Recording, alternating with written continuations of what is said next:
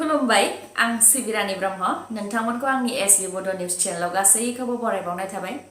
नोंथांमोननि थाखाय आं गोदान मोनसे भिडिअ लानानै फैबावबाय अन्नानै भिडिअखौ जोबजासे नायलांदो थांनाय 4 फेब्रुआरि खालि क'क्राझार पुलिसा बारग' BLT अनसाय आफादनि आफादगिरि जनमोहन मुसाहारिनि क'क्राझाराव थानाय न'आव हरखाबै सिग्रोमदोंमोन बिथांनि न'आव सिग्रोमखांनायनि उनाव क'क्राझार पुलिस बिबानगिरि राकेश रशन बिथाङा मा मुवा बेसाद मोननो हाखो बेनि सोमोन्दै खौरांगिरिनो फोरमायथियाखैमोन नाथाय दा सिग्रोमजानाय जनमोहन मुसाहारि बिथाङा खौरांगिरिफोरनि सिगाङाव बुंथिनानै होबाय बिथांनि न'निफ्राय पुलिसफोरा मा मुवा बेसाद लांदों बिथाङा बुंथिदों दि न'नि वाल बायनायखौ फाहामनो थाखाय गावनि आरो बिसिनि आखायाव से लाख राङै गासै 2 लाख रां दंमोन बेखौ पुलिसा लानानै थांदों बिसिनि 3-4 लाख रांसोनि सना रुफाखौ लानानै थांदों गंनै एयारगान जाय सिलाइनि थाखाय लाइसेन्सनि गोनांथि गैया हाथायावनो उदाङै बायनो आरो फाननो हायो मोनसे मिथिहोनाय एयारगान बे सिलाइखौ स्पर्ट्स एबा गेलेनाय बायदिफोराव बाहायनाय जायो बेफोर गासै मुवा बेसादफोरखौनो पुलिसा लानानै थांदों बिथाङा फोरमायथिबावदों दि थांनाय 4 फेब्रुआरियाव गावनि न'आव हरखाब पुलिसनि सिग्रोमनायखौ लानानै सासे भारतनि नोगोरारि हिसाबै खनले सोंथि खालामदोंमोन दि मा जाहोननि थाखाय सिग्रोमनो फैदों नाथाय पुलिसा बेनि सायाव जेबो बुंथियाखै ड्राइभिं लाइसेन्सनि थाखाय नोंथाङा ड्राइभिं टेस्ट होनांनाय नङा ministry of road transport and हाइवेसआ मोनसे ड्राफ्ट नटिस फोसावदों बे नटिसनि बायदिब्ला भारतआव क्वालिटि एबा मोजां ड्राइभार ट्रेनिं होनो थाखाय ड्राइभार ट्रेनिं सेन्टारफोरा मिनिस्ट्रिजों फोसावजानाय माखासे नियमफोरखौ फालिनांगोन अब्लासो ministry of road transport and हाइवेसआ बेफोर ड्राइभिं सेन्टारफोरखौ गनायथि होगोन मिनिस्ट्रिजों गनायथि होजानाय बेफोर ड्राइभिं सेन्टाराव नोंथाङा ड्राइभिं ट्रेनिंखौ आबुङै लाफुंजोबोब्ला ड्राइभिं लाइसेन्स एप्लाइ खालामनाय समाव ड्राइभिं टेस्ट होनांनाय नङा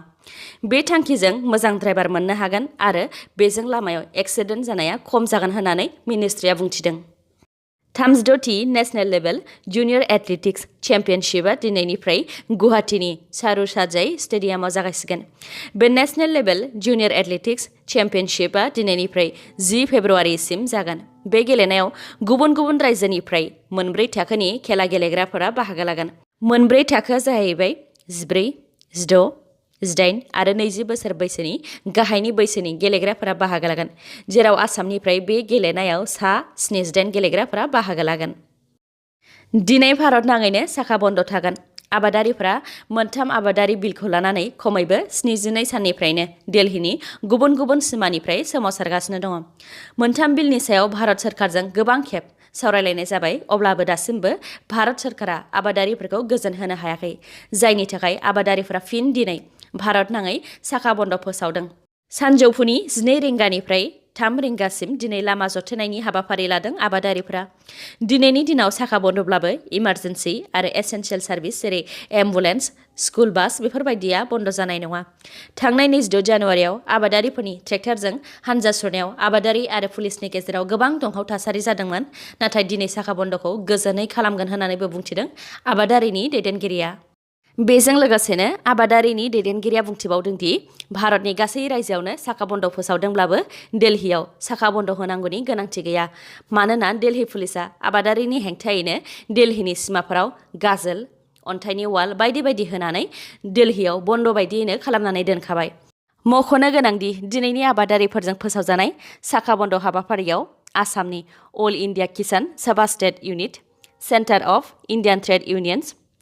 कृषक मुक्ति संग्राम समिति आरो गुबुन आफादफोरा मदद होगोन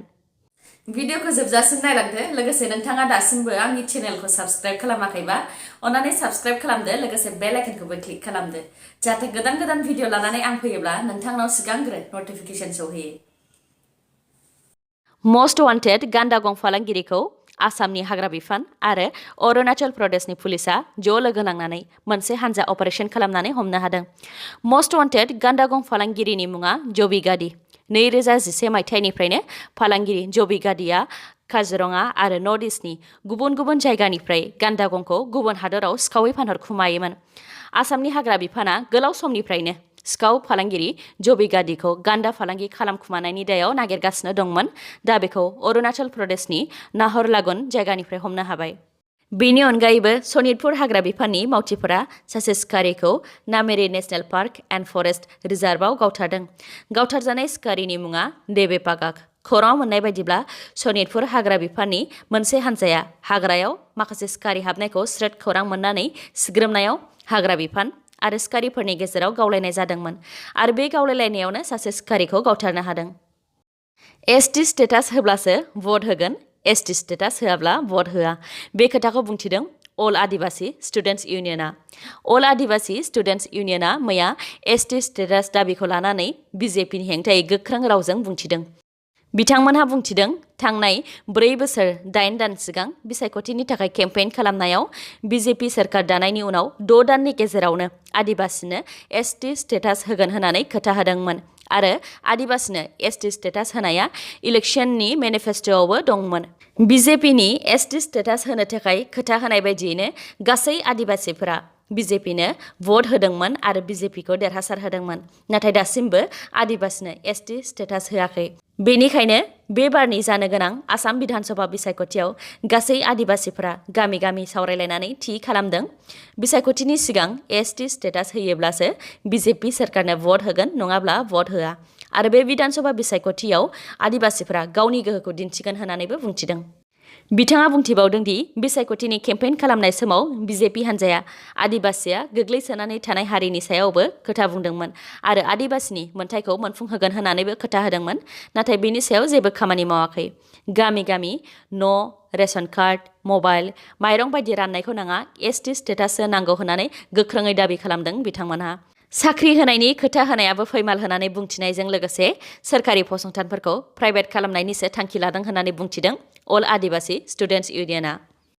दिनै 6 फेब्रुआरि मिरु रांखान्थि मन्त्रि निर्मला सीतारामन बिथाङा दिनै आसामाव दावबायफैगोन। गुवाहाटी खानापारायाव दिनै मोनसे गेदेर सुबुं जथुमा जागोन। बे जथुमायावनो बाहागो लाफैगोन मिरु रांखान्थि मन्त्रि निर्मला सीतारामन बिथाङा। दिनैनि बे हाबाफारिनि गेजेरजोंनो निर्मला सीतारामन बिथाङा 8 लाख साहा बागाननि मावथिफोरनो 3,000 रां होनायखौ बेखेवगोन आरो बे बोसोरावनो 8 लाख साहा बागाननि मावथिफोरनि एकाउन्टआव 3,000 राङै हाबगोन। मख'नो गोनांदि निर्मला सीतारामन बिथां फैनायनि सानसे उन 7 फेब्रुआरियाव प्राइम मिनिस्टार नरेन्द्र मदि बिथाङाबो आसामाव दावबायफैगोन। पाकिस्तानाव फिन सार्जिकेल स्ट्राइक। थांनाय 2008 मायथाइयावनो पाकिस्तानाव थानाय जैश-उल-आदल मुंनि उदखारि हान्जाया इरान हादरनि सा 2 रिभलुशनारि गार्ड्स एबा रौनियाफोरखौ खावनानै लाबोदोंमोन। खावजानाय सा 2 रौनियानि मादाव सा 9खौ पाकिस्तान आरो इरान गभर्नमेन्टनि गेजेराव सावरायलायनायनि गेजेरजों मोनसे कमिटि दानानै उदां खालामनानै इरान हादराव मोनलांफिनदोंमोन आरो बे सा 2नि मादाव थालांनाय सानै रौनियाखौ उदखारिनि आखाइनिफ्राय उदां खालामनो थाखाय इराननि रौनिया हान्जाया पाकिस्ताननि सिङाव हाबनानै सार्जिकेल स्ट्राइक खालामदों। रिपर्टनि बायदिब्ला बे सार्जिकेल स्ट्राइकआव इराना देरहासारनो हानानै थालांनाय सानै इराननि रौनियाखौ रैखा खालामनो हादों। मोनसे मिथिहोनाय जैश-उल-आदल उदखारि हान्जाया गोलाव समनिफ्रायनो इरान हादराव थानाय बालुच सुन्निस हारिनि मोनथायखौ रैखा खालामनो थाखाय इरान सोरखारनि बेरेखा नांगासिनो दङ। दिनैनि भिडिअ'आ एसेनोसै। गाबोन आरो गोदान भिडिअ'जों लोगो मोनफिनबावगोन। नोंथाङा दासिमबो आंनि चेनेलखौ साबस्क्राइब खालामाखैबा अन्नानै साबस्क्राइब खालामदो, लोगोसे लाइक, कमेन्ट आरो शेयार खालामनो दाबाव। गोजोन्थों।